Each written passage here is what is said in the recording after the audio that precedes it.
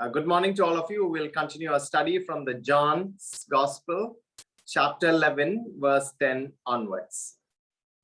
Good morning. Good morning. शिविर sir, सभी को नमस्कार। आइए हम लोग अपने अध्ययन में जाएंगे।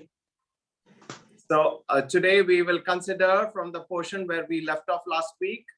Jesus was talking about Lazarus and telling his disciples that Lazarus is asleep. और हम लोग वहां से सीखेंगे जहां पर हमने जो भाग को छोड़ दिया था। वहां पर यीशु मसीह नासरत में अपने चेलों से वो सिखा रहे हैं वहां पे। And Jesus said of Jairus' daughter that she was asleep in Matthew 9:24. और प्रभु यीशु मसीह जाइरस की बेटी को कहा था कि वो अभी सोई हुई है। And when Stephen was martyred, we are told that he fell asleep in Acts 7 and verse 60. और प्रेरितों के काम उसका जो है 7वां अध्याय और 16 पद में जब वो मरे गए थे, उस समय वो देखते हैं कि वो जो शहीद हो गए थे उस समय उनको कहा गया था कि वो सो गए करके। So that was in Acts 7 and verse 60. और वो प्रेरितों के काम 7वां अध्याय उसका 60वां पद में देख सकते हैं। And Paul talks about those of who have fallen asleep in 1 Corinthians chapter 15 and verse 6. और पहला कोरिन्थियों उसका 15 अध्याय 6वां पद में प्रेरित पौलुस भी कहते हैं कि जो प्रभु यीशु मसीह में जो लोग सोए हुए हैं। So here was an opportunity for Jesus Christ to prove that he was master of death. और यहाँ पर एक अवसर था कि प्रभु यीशु मसीह को प्रमाणित करने की अवसर मिली थी कि वो मौत का मालिक है। So the design of God is that every one of us should be a living proof of his power. और यहाँ पर जो इस तरीके से उसको डिजाइन की है कि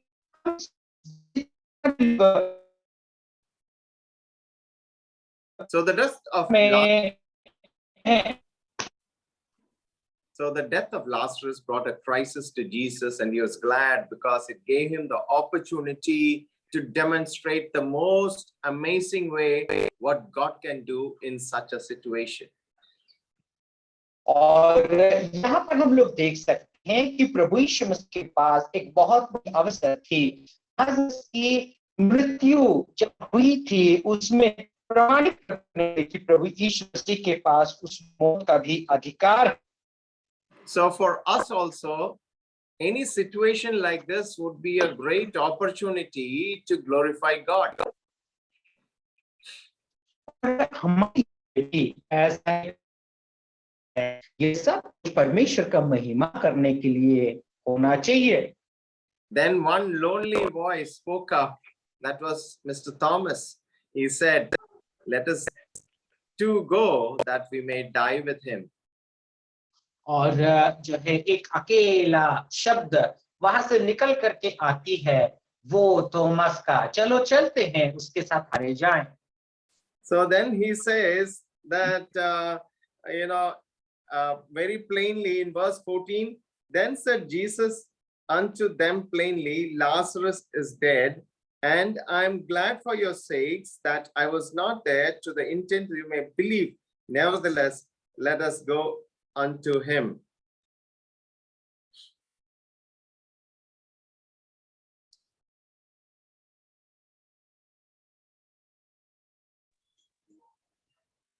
यीशु मसीह ने उनसे साफ साफ कह दिया था कि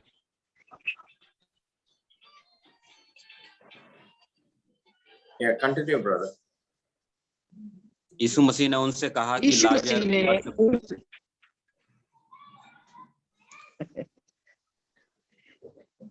यीशु मसीह ने उनसे साफ साफ कह दिया था कि जो है लाजर मर चुका है। And then Thomas says, let us go to die with him. और उसके बाद थॉमस कहता है चलो हम भी उसके साथ मरते हैं। So we see that Thomas had one more name. और यहाँ पर हम लोग देखते हैं कि थॉमस का एक और नाम होता है, which is called Didymus. और थॉमस का नाम था डिडिमस। And we see that Peter also had another name. His name was Cephas. और पतरस का भी एक और नाम होता है और उसका नाम था केफा। And Tabitha also had a name which is called Dorcas. और तबीता का नाम एक और था, उसका नाम है डोरका। So one man had a Hebrew name and also a Greek name. That is why we have the Thomas is the Hebrew and Didymus is the Greek. और एक व्यक्ति का दो नाम हुआ करता था, एक तो इब्रानी भाषा का नाम और दूसरा यूनानी भाषा का नाम। इसीलिए हम लोग देखते हैं थॉमस इब्रानी भाषा और डिडिमस यूनानी भाषा का नाम थी। So Jesus is now planning to go to Jerusalem where there is so much of danger awaiting him.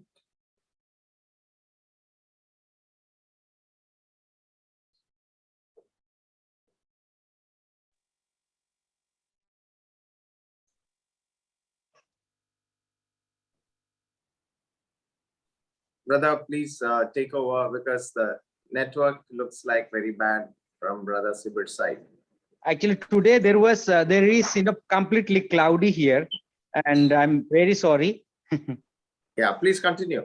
Yeah.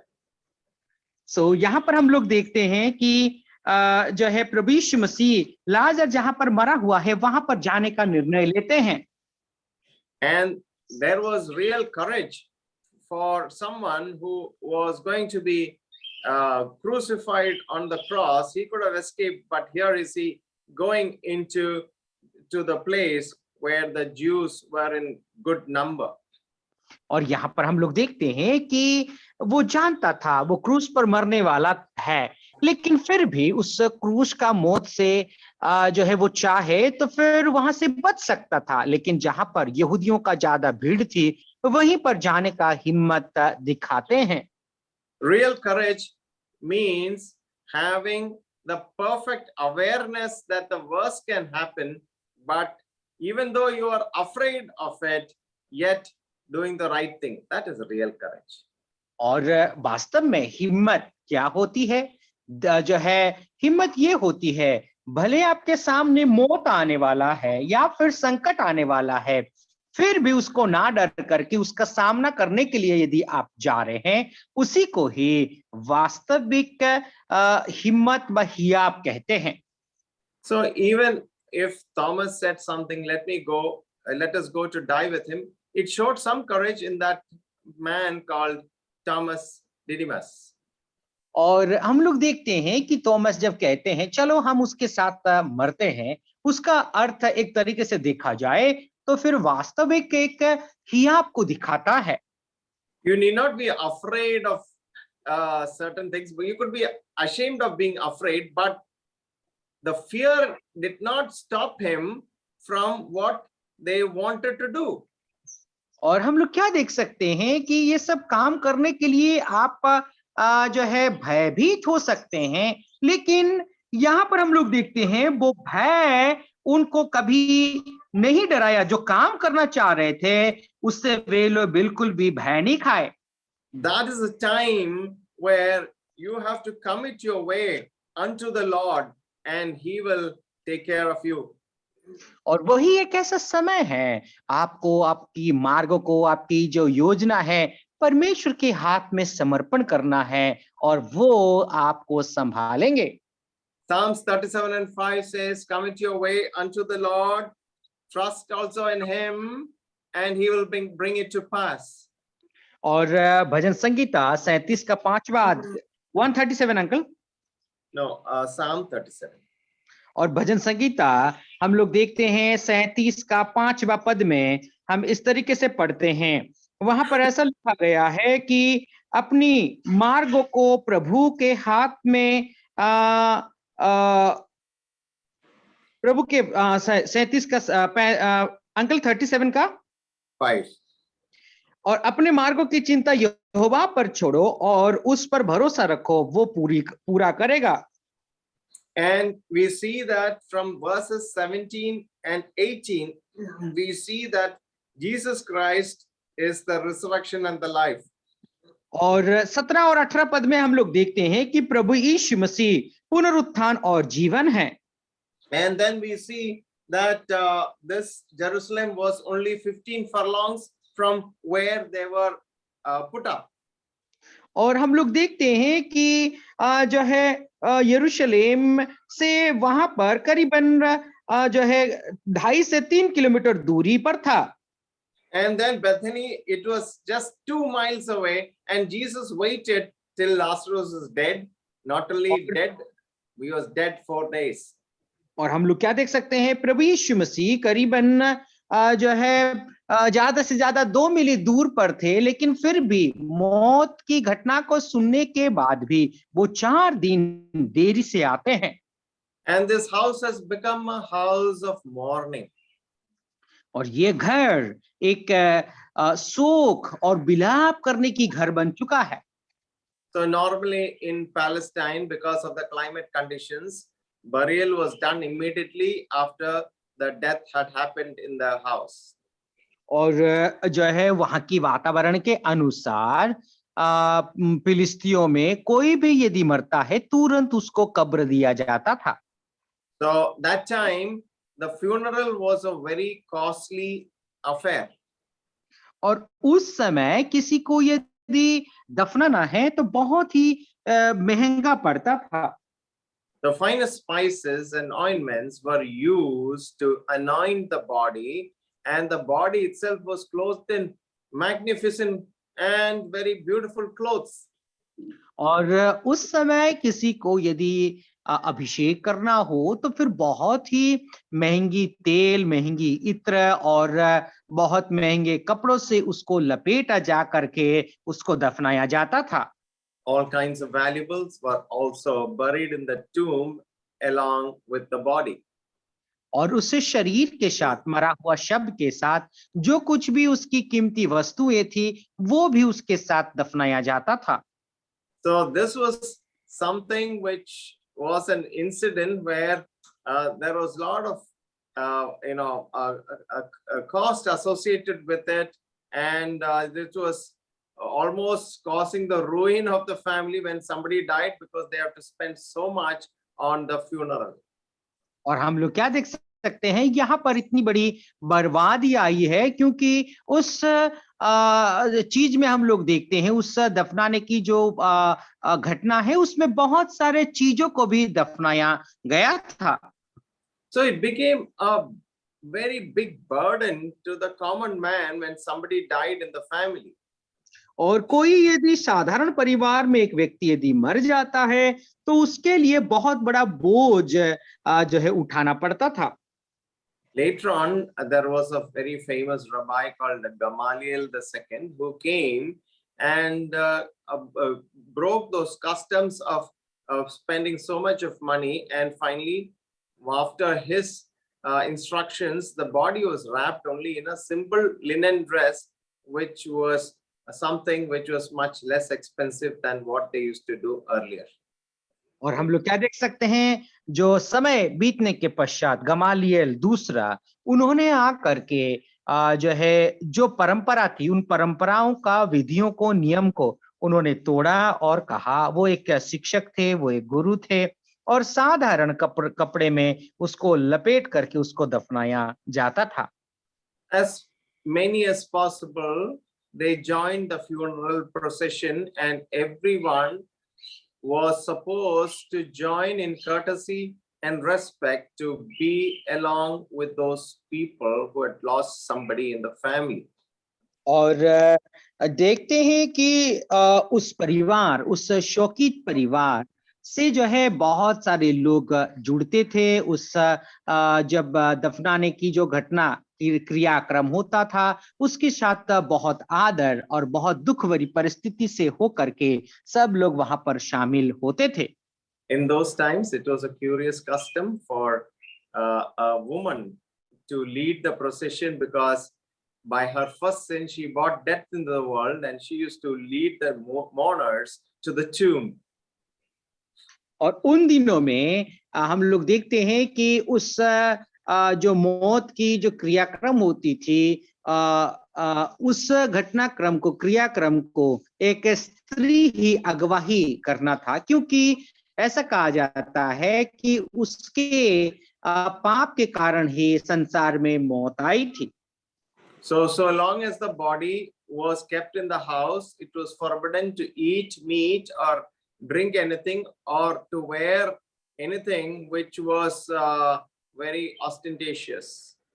और क्या था न, कुछ दिनों तक जो है उस परिवार में मांस भोजन करना और कुछ अच्छा पकवान बना करके खाना उस समय वर्जित था, मना थी। Only after the return from the tomb was a meal served. और क्या था ना, जब वे लोग उस कब्रिस्तान से लौट करके जब आते थे, तभी ही उनको भोजन परोसा जाता था। The deep mourning lasted for 7 days, of which the first 3 days were days of weeping. और क्या था ना, ये जो शोक का दिन करीबन 7 दिन तक चलता था, और पहला जो 3 दिन थे वो रोने और गिड़गिड़ाने की दिन था। During these 7 days, nobody used to anoint themselves or put on shoes or engage in any kind of business or activity, or neither did they wash themselves. और इन जो है समय में कोई भी अपने आप को तेल से अभिषेक नहीं करता था, और ना वे लोग जूते चप्पल कुछ भी वे लोग नहीं पहना करते थे। So when Jesus came to this near the house, he found a crowd there, and he found that whatever you would expect in a Jewish house, which was in mourning, there were so many people gathered together who were the sorrowing friends and relations to the one who had died. और हम लोग क्या देख सकते हैं ना, 4 दिन के पश्चात जो है प्रभु यीशु मसीह इस परिवार में आते हैं, और बहुत सारे लोग उसके जो परिवार वाले और उनके जो बंधु मित्र थे, सब के सब लोग वहां पर उस शोक संवेदना व्यक्त करने के लिए वहां पर एकत्रित हुए थे। So the Jews wanted to imitate everything which God had commanded in the Old Testament. और पुराना नियम में परमेश्वर ने जो जो आज्ञाएं उनको पालन करने के लिए दी थी, और उन आज्ञाओं को अनुकरण यहूदी लोग करने के लिए तैयार थे। So let us turn to Deuteronomy chapter 13 and verse 4. आइए हम लोग व्यवस्था विवरण उसका 13 अध्याय और 4 पद के और हम लोग चलते हैं।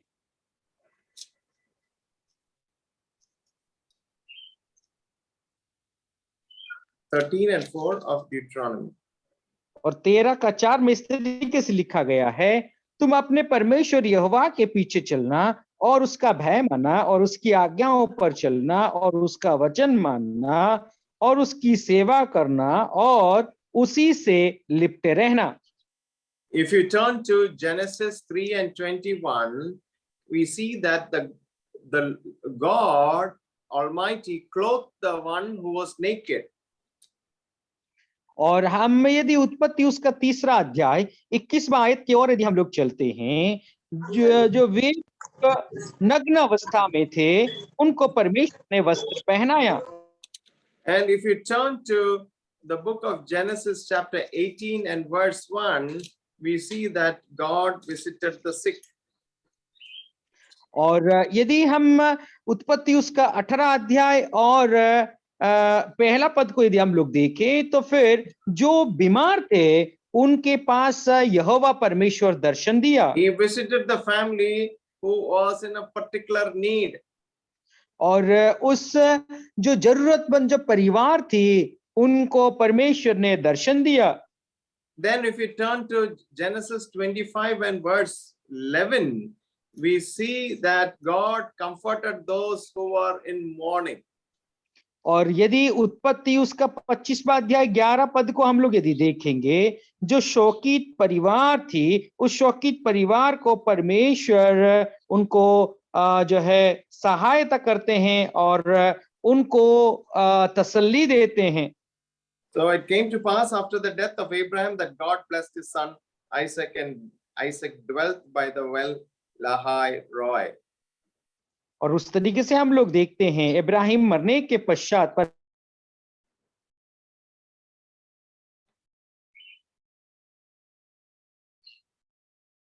So we see that God comforted the mourners in Genesis 25:11.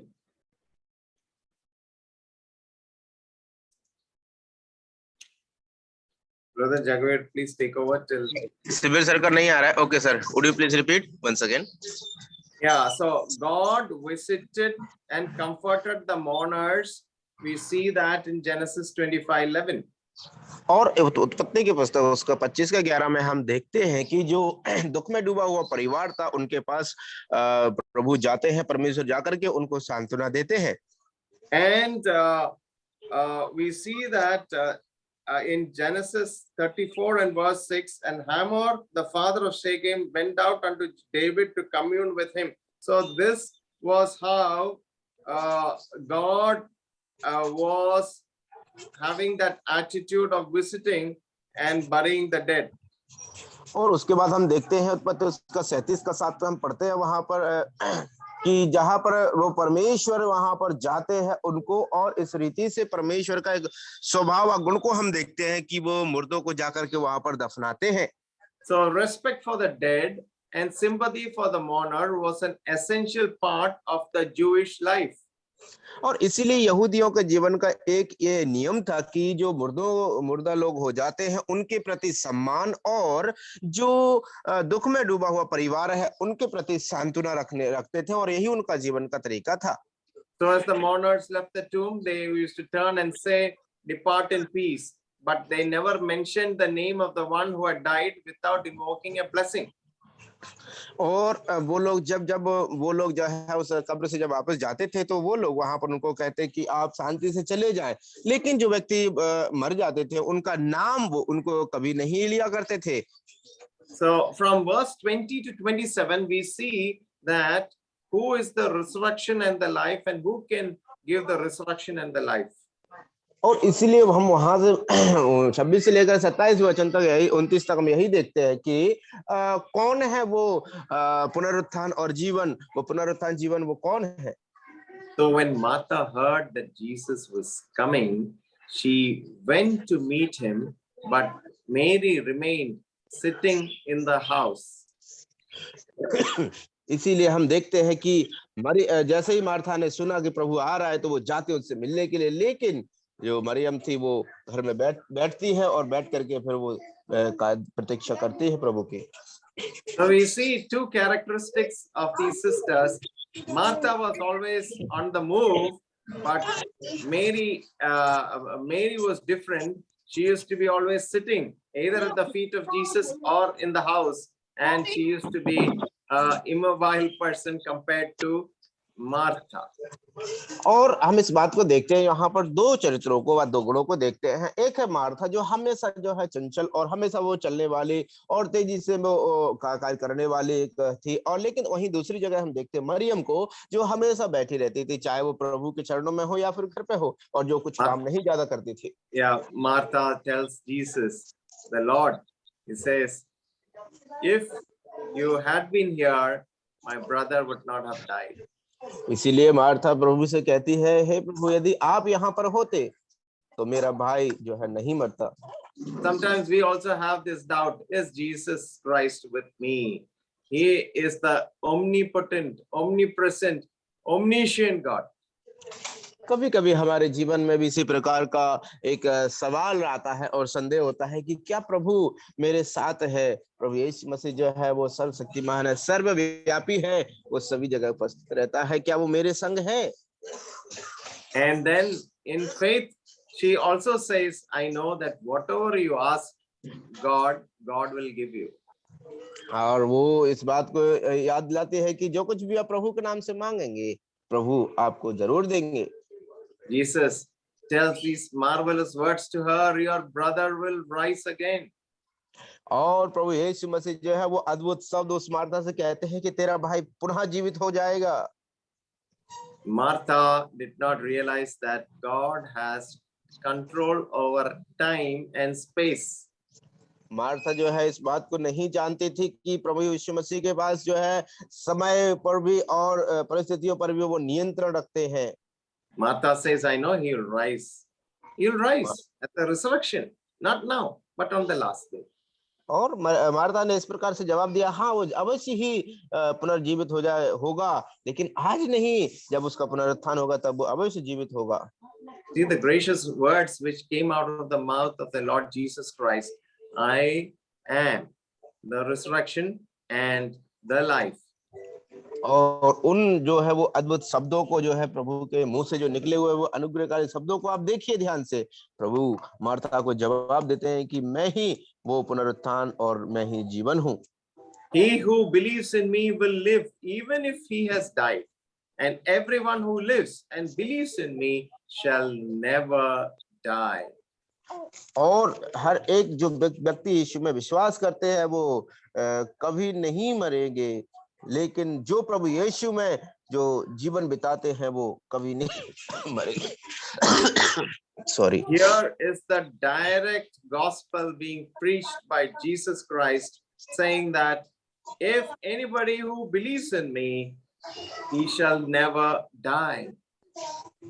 और यहाँ पर प्रभु यीशु मसीह के द्वारा सीधा सुसमाचार उसको मार्था को सुनाया जा रहा है, और वो कहते हैं कि यदि जो कोई भी यदि यीशु मसीह में विश्वास करेगा वो कदापि नहीं मरेगा। He came to save the world. He just did not come to save Lazarus. He said, do you believe this? और वो जो है संसार को बचाने के लिए आए हैं, इतना ही नहीं कि सिर्फ लाजर को ही बचाने आए हो, वो इसलिए कहते हैं क्या आप विश्वास करते हो? So Paul says in Romans chapter 10 that if you believe in your heart, और इसलिए रोमियो की पत्री उसका 10 अध्याय में पौलुस कहते हैं कि यदि तुम अपने मन में यह विश्वास करते हो, and verse 8 and 9 of Romans chapter 10, but what saith that the word is nigh thee, even in thy mouth and in thy heart, that is the word of faith which we preach. और वचन Romeo के पत्र उसका 10 अध्याय 8 और 9 में इस प्रकार से लिखा है, परंतु वह क्या कहती है कि यह कि वचन तेरे निकट है, तेरे मुंह में है और तेरे मन में है, वह वही विश्वास का वचन है जो हम प्रचार करते हैं। And if you believe in thy heart that God raised him from the dead, thou shalt be saved. और कि यदि तू अपने मुंह से यीशु को प्रभु जानकर अंगीकार करे और अपने मन से विश्वास करे तो परमेश्वर ने जिसे मरे हुए में से जिलाया है तो तू निश्चय उद्धार पाएगा। Whosoever shall call upon the name of the Lord shall be saved. That's what we read in chapter 10 and verse 13 of Romans. और रोमियो की पत्री इसका 10 का 13 में पढ़ते हैं, क्योंकि जो कोई प्रभु का नाम लेगा वही उद्धार पाएगा। So here what Luke tells about Martha and Mary in Luke chapter 38, 10 and 38 to 42, he shows us that Martha is the lady of action and Mary is the one who sits still. और यहाँ पर जब लूका के पुस्तक में हम पढ़ते हैं तो इसमें वहां पर हम देखते हैं कि दो स्त्रियां हैं, मरियम है और मार्था है। मार्था एक वो है जो हमेशा चलती है, दौड़ती है और हमेशा कार्य करने में तत्पर रहती है, लेकिन मरियम एक ऐसा स्वभाव है जो हमेशा प्रभु के चरणों में बैठती है। Jesus says, your brother will rise again. यीशु मसीह कहते हैं कि तुम्हारा भाई जो है पुनः जीवित हो जाएगा। One of the things in the scripture is that the saints of the Old Testament had practically no belief in life after death. और एक इस प्रकार से वचन में लिखा हुआ भी था कि जो पुरखा जो प्रभु में सो गए हैं वो लोग इस प्रकार से इसमें विश्वास नहीं करते कि मृत्यु होने के बाद में पुनः जीवन है। So they believed that the soul of every man, even if he was bad or good, it went to Sheol. और वो वही लोग इस प्रकार से विश्वास करते थे कि जो कोई व्यक्ति चाहे विश्वास करे या ना करे, वो सब जो है वहां पर जाते हैं स्वर्ग में। And in Psalm 6 and verse 5, we read that in death there is no remembrance of thee. In Sheol, who can give thee praise? और इस प्रकार से पढ़ते हैं कि जो मृत्यु के उपरांत जो है कोई भी उसका पुनः याद नहीं करते हैं, और वो कहा है उसको कौन करेगा। And we read in Psalm 115 and verse 17, the dead do not praise the Lord, nor do any that go down into silence. और इस प्रकार से वचन जैसे भजन संहिता 115 का 18 में हम पढ़ते हैं, वहां पर कहते हैं कि क्या मुर्दे तेरी प्रशंसा करेंगे, और कोई भी मुर्दे जो है प्रभु की प्रशंसा नहीं कर सकते। To reinforce what I am saying, let's turn to the book of Isaiah, chapter 38 and verse 18. It reads like this: For Sheol cannot thank thee, death cannot praise thee. Those who go down to the pit cannot hope for thy faithfulness. और यशायाह की पुस्तक sir उसका वचन 34 का 38 and 18. 38 का 18। 38 का 18, ठीक है। 38 का 18 में यहाँ पर इस प्रकार से लिखा है, क्योंकि अधोलोक तेरा धन्यवाद नहीं कर सकता, न मृत्यु तेरी स्तुति कर सकती है। जो कब्र में पड़े वे तेरी सच्चाई की आशा नहीं रख सकते हैं। But somewhere, thank you, brother. But somewhere there is also a leap of faith when the psalmist says, my body also dwells secure, for thou dost not give me up to Sheol, nor let thy godly one see the pit. और एक और जगह यहाँ पर इस प्रकार से लिखा हुआ है कि तूने मेरे प्राण को जो है अधोलोक में नहीं छोड़ा, और ना ही मेरे वहां पर उसको रख छोड़ा है। And in Psalm 73, verse 23 and 24, it's a beautiful verse which says, I'm continually with thee. Thou dost hold my right hand.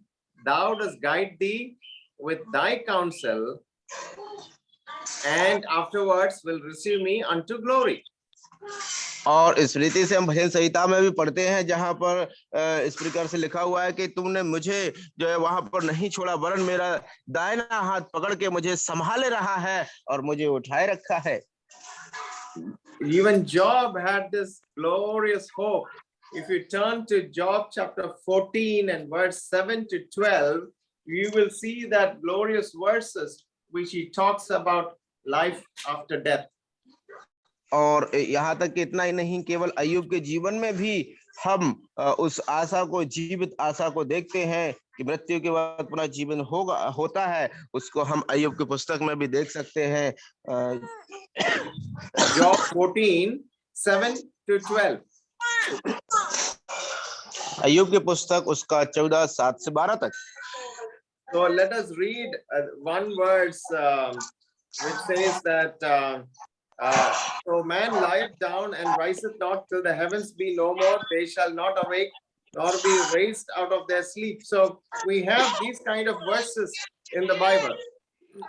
और हम इस रीति से पढ़ते हैं जहां पर वो इस रीति से कहते हैं कि जो व्यक्ति एक बार जो है वो जो व्यक्ति जिसके जीवन में आशा नहीं रहती, चाहे वो काट डाला भी जाए तो भी वह ना पनपेगा, और उसे नरम गरम डालियां भी चाहे निकले तो भी उसका कोई स्मरण ना रहता है। So Job 14 and 14 we read, if a man died, shall he live again? This is a question which is there for many people today. और यही वो एक प्रश्न है जो सबके लिए है आज, जो अय्यूब के पुस्तक उसका 14 का 14 में हम पढ़ते हैं, यदि मनुष्य मर जाए तो क्या वह फिर जीवित होगा? So in the days of Jesus, the Sadducees refused to believe in any life and death after death, and they did not believe in resurrection. इसलिए जो साधु के लोग थे, वो लोग जो है इस प्रकार के पुनरुत्थान में वो विश्वास नहीं करते थे। क्या इसीलिए तो वो लोग उस प्रकार से कहते थे प्रभु से। So sometimes we see that, this Pharisees were better off because the Pharisees and the great majority of Jews did believe in resurrection and life after death. लेकिन जो फरीसी लोग थे और कुछ यहूदियों का जो बहुमत के कारण वो लोग इस बात पर विश्वास करते थे कि मृत्यु के बाद पुनर्जीवन है, वह पुनरुत्थान होता है। So one thing is clear, Jesus was not thinking in terms of physical life or speaking in a physical sense. It is not true that the man who believes in him will never die. He will die. और ये बात यहाँ पर प्रमाणित सत्य हो ये बात प्रमाणित हो जाती है कि प्रभु यीशु मसीह जो है यहाँ पर वो शारीरिक रीति से बात नहीं कर रहे थे, वरन वो आत्मिक जीवन की, व आत्म मृत्यु की बात करते हैं।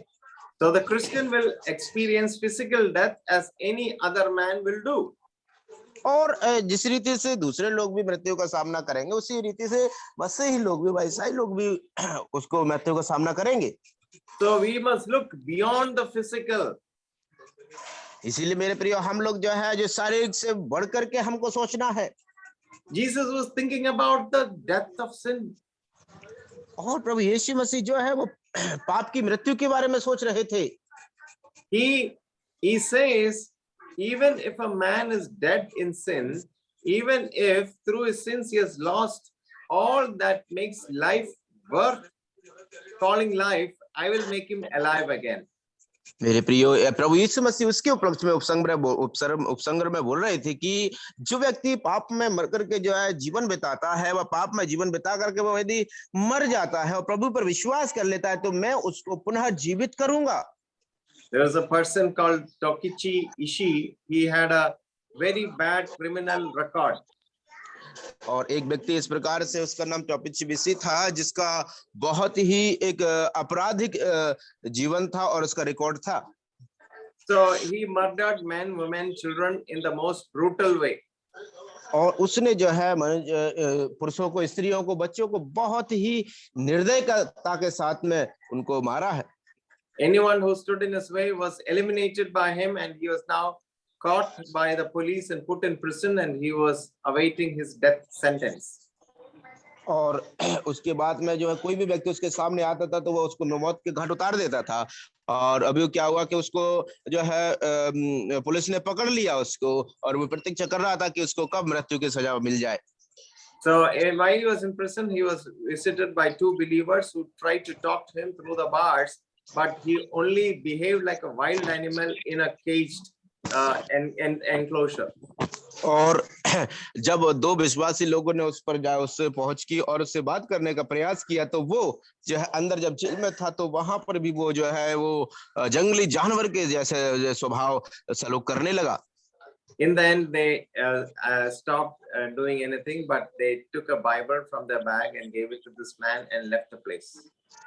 और जब वो थोड़ी देर में शांत हो गया तो उन्होंने अपने बैग में से बाइबल निकाल करके उसको दिया और वो वहां से चले गए। He started reading it, and slowly he started reading it with a lot of interest.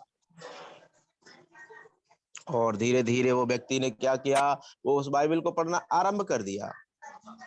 He came to the place till he came to the story of the crucifixion of the Lord Jesus Christ. वो जब उस मसीह के क्रूसार्पण की उस कहानी तक जब वो आता है तो he came to the words, Father, forgive them, for they do not know what they do. और जब वो आता है पढ़ते वो इस वचन पर, प्रभु यीशु मसीह ने जो कहा हुआ वचन पर जब वो आता है, जहाँ पर प्रभु कहते हैं क्रूस पर टंगे हुए कि हे पिता, इन्हें क्षमा कर, क्योंकि ये नहीं जानते कि ये क्या कर रहे हैं। These words broke him. ये वचन ने उसको दिल को जो है छेद दिया। He said, I was stabbed to the heart as if a 6-inch nail pierced my heart. और वो इस रीति से कहने लगा कि मेरे दिल को जो है जो 6 इंच वाला जो कील होता है, जैसे कि उसने मानो छेद दिया हो। It is called the love of Christ. और वो जो है प्रभु यीशु मसीह का प्रेम कहलाता है। When he believed, his hardness of heart was changed. और उसके बाद जब उसने विश्वास किया तो उसके दिल का जो कठोरपन है वो बदल गया। The murderer was born again. और जो कातिल था वो पुनः उसका एक नया जन्म हुआ। When he was led to be hanged, this man had a smiling face and he had been brought back to life by Christ. और वो व्यक्ति जो है उसके जब वो उसको फांसी पर चढ़ाने के लिए टांगने के लिए ले जा रहे थे तो उसके चेहरे पर वो जो खुशी थी वो झलक रही थी। और उसके बाद में वो व्यक्ति जो है पुनरुत्थान में मसीह यीशु के द्वारा वो पुनः जीवित हो जाएगा। So Jesus Christ can resurrect these men who are filled with inertia and hardness of heart, that they can become new men and they can have eternal life in Jesus Christ our Lord. और हमारे प्रभु यीशु मसीह में जो व्यक्ति जिनका जीवन पूर्ण रीति से पापों से अपराधों से भरा हुआ है और इनका हृदय कठोर है, यदि ऐसे लोग प्रभु यीशु मसीह में विश्वास करने के द्वारा पुनर्जीवन पा सकते हैं, पुनरुत्थान हो सकता है। तो Yeah, we saw in the first point that the death of sin was considered, and now the second point is Jesus was also thinking of the life to come. और अभी जो पहला बिंदु है वो पहला बिंदु पे हमने विचार किया है कि जो शारीरिक मृत्यु पर प्रभु ने कहा है, और दूसरी बात यह है, दूसरा बात कि प्रभु यीशु मसीह जो है जो पुनरुत्थान का जीवन होगा उसके बारे में वो सोच रहे थे कि वो क्या होगा। You see, the woman's heart, she knows that her brother is dead, and then Jesus gives her a verse which says something that, you know, that your brother would rise again.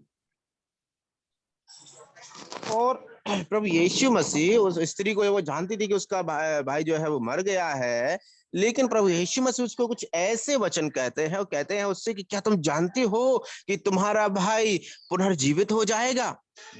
After listening to this verse, do you fear death anymore?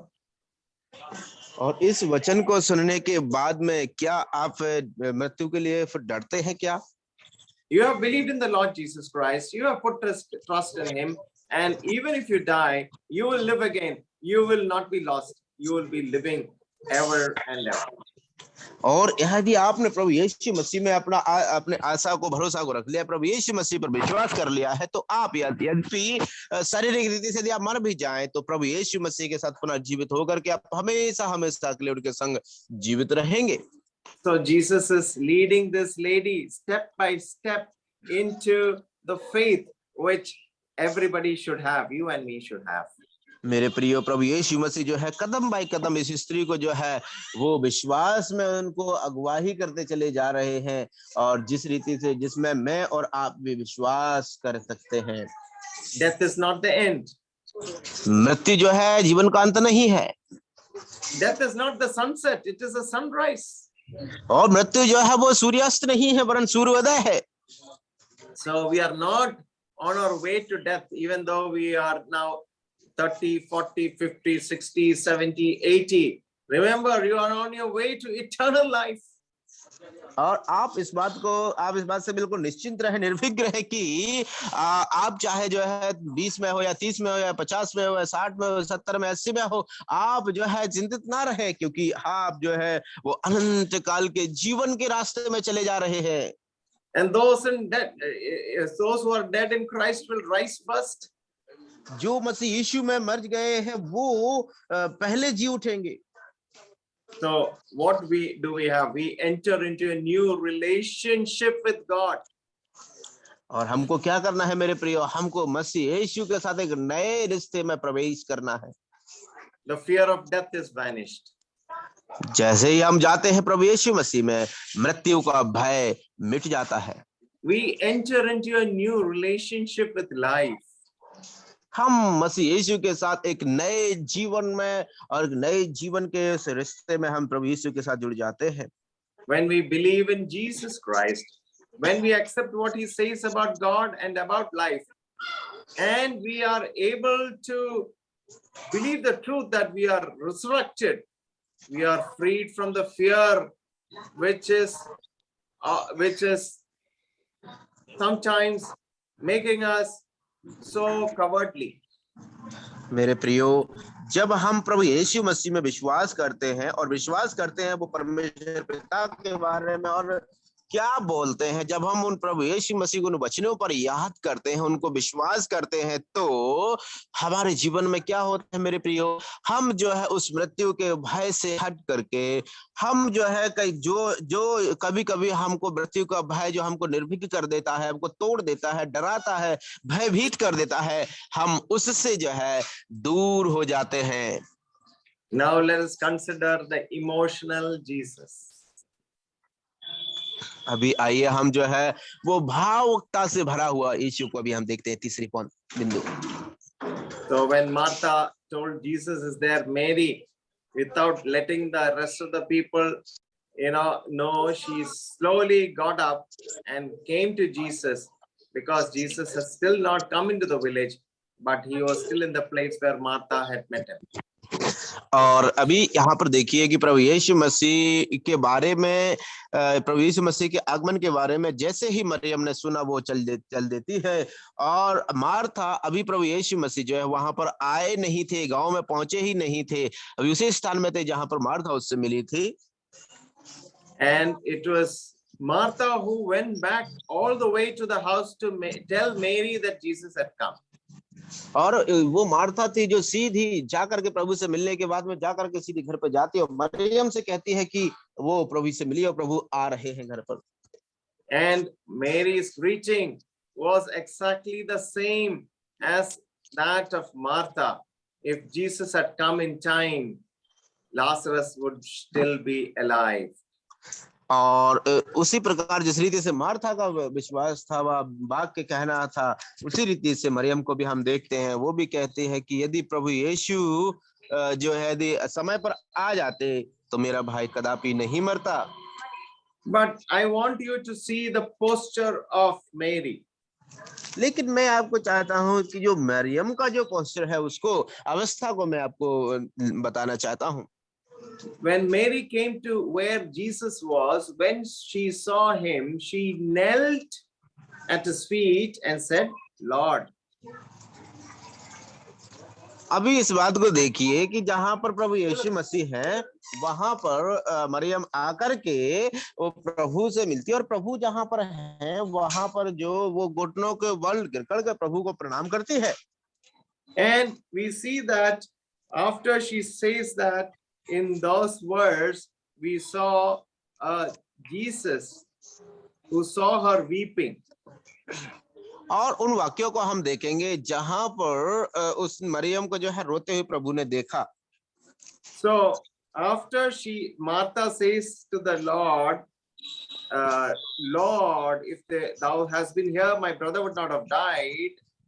Jesus says, thy brother shall live again, and all those things happens to Martha. But when Mary comes, the same thing we repeat, but seeing an emotional Jesus.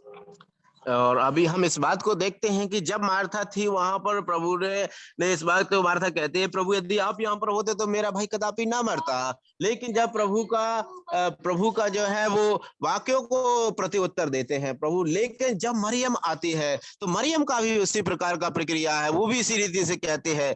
तब हम प्रभु को जो है वो भावुक हुए व भावनाओं में बहे हुए यीशु को जीवन को हम देखते हैं वहां पर। In your deepest sorrow, are you like Mary in verse 32? Please read verse 32.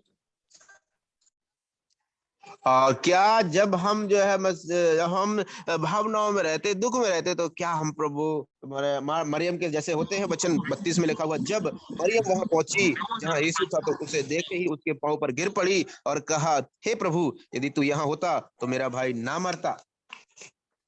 So seeing the weeping of Mary, seeing the weeping of the Jews, he groaned in spirit and was troubled. और जिसी रीति से मरियम को देखने के बाद में यीशु मसीह जो है उनको बहुत ही दुख हुआ और वो आत्मा में बहुत ही उदास हुए और रोते हुए देखा। So Jesus saw the weeping Mary, but he did not like the weeping crowd. और यीशु मसीह ने उस मरियम को जो है रोते हुए मरियम को देखा,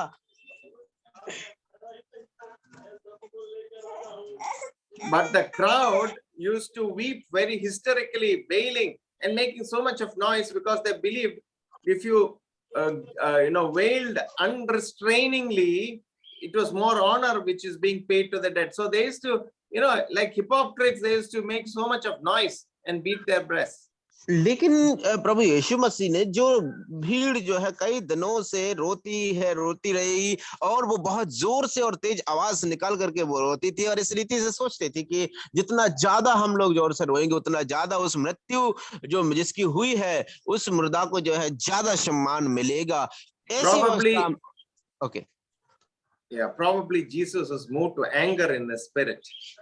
और हो सकता है कि प्रभु यीशु मसीह जो है अपने अंदर आत्मा बहुत ही ज्यादा क्रोधित हुए होंगे। So that is because Mary was shedding tears of sorrow while others was trying to make a drama out of it. और यहाँ पर मरियम जो है वो दुख के कारण जो है वो आंसू बहा रही थी लेकिन दूसरे बाकी लोग जो थे उसका एक ड्रामा व खेल बना रहे थे। Please remember that in every pang that rends the heart, the man of sorrows has a part.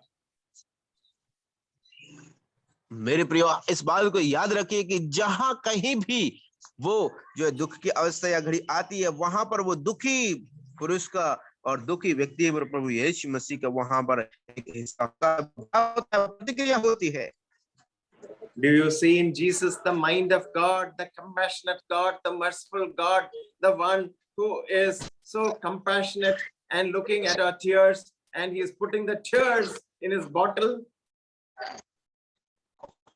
मेरे प्रियो क्या आप प्रभु यीशु मसीह को देखते हैं जो परमेश्वर का हृदय कि आपके जो व्यक्ति है दुख में है जो व्यक्ति है जो दयालु वो अनुग्रहकारी वो परमेश्वर जो प्रेम करता है वो दुख से भर जाता है और वो व्यक्ति जो उसके प्रति रोते हैं उसके जो लोग उनके आंसुओं को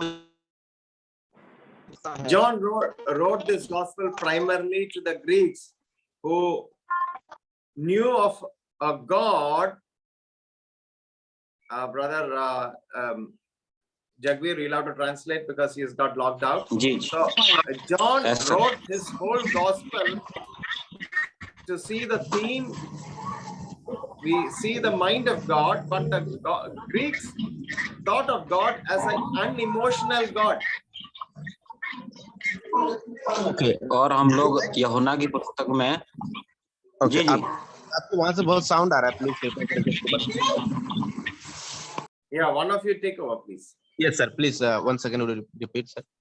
Yeah, so the Greeks primarily thought of God as a person without emotion. He doesn't feel emotion to people. और जो यूनानी लोग थे वो यूनानी लोग इस प्रकार से सोचते थे कि ये प्रभु यीशु परमेश्वर के इस रीति से जानते थे कि वो बिना किसी भावना से भरा हुआ एक व्यक्ति होता है और परमेश्वर है जिसके अंदर कोई भावना नहीं होती है वो इस रीति से सोचते थे। So the Greeks believed in an isolated God, a compassionless God, a passionless God, a God who was like a brick. और वो लोग इस रीति से सोचते थे उनका विचारधारा ये था परमेश्वर के बारे में कि वो दया रहित है जिसके अंदर कोई दया नहीं है जिसके अंदर कोई भावना नहीं है जो किसी पर अनुग्रह नहीं करता और वो जो है परमेश्वर हमेशा अकेले में रहता है। वो लोग का विचारधारा परमेश्वर के बारे में इस रीति से था। What a different God we have, a God whose heart is wrung with anguish for the anguish of the people. मेरे प्रियो आप हमारा परमेश्वर वो कितना महान परमेश्वर है जिसको हमारा परमेश्वर है वो जो दो व्याकुल लोगों के लिए वो व्याकुल होता है। The greatest thing Jesus did was to bring us the news of a God who cares for you. लेकिन मेरे प्रिय प्रभु यीशु मसीह ने जो कितना बड़ा जो कार्य किया है वो न्यूज़ वो खबर को लेकर के आया जो परमेश्वर आपने हमारे बारे में सोचता है वो चिंता करता है। We will conclude here with the voice that wakes the dead. और आज हम जो है यहाँ पर समाप्त करते हैं उस आवाज के साथ में जो आवाज जो है मुर्दा को जीवित करती है। Jesus says, where have you laid him? प्रभु यीशु कहते हैं तुमने उसको कहाँ पर लिटाया है? He says, come and see. और वो लोग कहते हैं आओ और देखो। He says, come and see.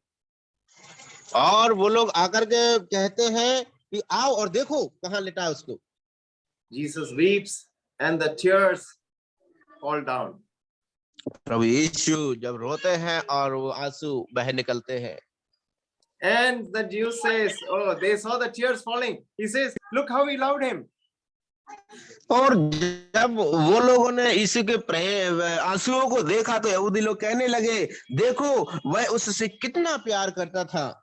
Could not this man who opened the eyes of the blind even so acted that Lazarus would not have died? He could have prevented him. और वो लोग इसमें सोचने लगे कि अरे जिसने मुर्दों को जिनकी आंखों को खोला है वो यदि यहाँ पर होते तो क्या लाजर मरता नहीं। So Jesus was again groaning in the spirit. He went to the tomb. It was a cave and the stone had been laid in front of it. और प्रभु यीशु फिर से जो है वो व्याकुल होकर के वो उस कब्र के पास चले जाते हैं और जहां पर देखते हैं कि वो बड़ा पत्थर उसके ऊपर लड़का हुआ था। There comes the commander's command. Take away the stone. और वहां पर एक जो है वो आज्ञा दे वहां पर एक आज्ञा निकलती है कि उस स्टोन को पत्थर को हटा दो। Martha says that man's sister says, by this time the stench of death is on him, for he has been in the tomb for 4 days. और वहां पर फिर से मार्था कहती है कि हे प्रभु जो है वो मुर्दा जो है 8 दिन से उस कब्र के अंदर पड़ा हुआ है, अभी तो उसमें से दुर्गंध आने लगी है। Jesus says, did not I tell you that if you believe, you will see the glory of God? वहां पर प्रभु यीशु मसीह उसको फिर से याद दिलाते हैं और डांटते हैं कि क्या मैंने तुझसे नहीं कहा था यदि तू विश्वास करेगी तो परमेश्वर की महिमा को देखेगी। There are many stones in our lives which is preventing the glory of God to happen in our lives. Many stones are preventing. है जो हमारे जीवन में लुढ़के हुए हैं, जो हम उस परमेश्वर की महिमा को जिनके कारण नहीं देख पा रहे हैं प्रियो। Which is the stone which is preventing the glory of God to be shown in your life? Which is that stone? Please ask yourself. अपने आप से पूछिए वो पत्थर वो कौन सा पत्थर है जो आपको मसीह की परमेश्वर की महिमा को देखने से रोक रहा है। अपने आप से एक प्रश्न पूछिए। Is it the stone of hate? Is it the stone of murmuring? Is it the stone of unbelief? Is it the stone of bitterness in your heart? क्या मेरे प्रियो वो पत्थर जो है वो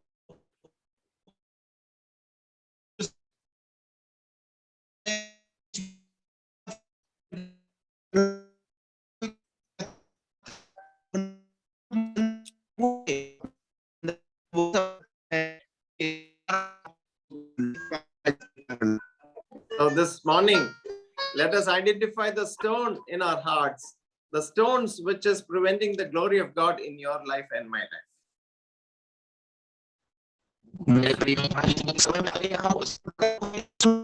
अपने जीवन में और उसको जांचे जो पत्थर प्रभु यीशु की महिमा को देखने में वो रुकावट बना हुआ है, रुकने का कारण है। And then they removed the stone, and we'll see what happened when we study this, continue the study next week. Thank you for your patient listening. Thank you all, brothers and sisters. We are praying for you. May God bless you all. Have a good day. Thank you so much, yes, for the wonderful explanation and wonderful teaching. Really, the way you are teaching is marvelous. Absolutely excellent. Thank you so much, sir. The way you are teaching, we have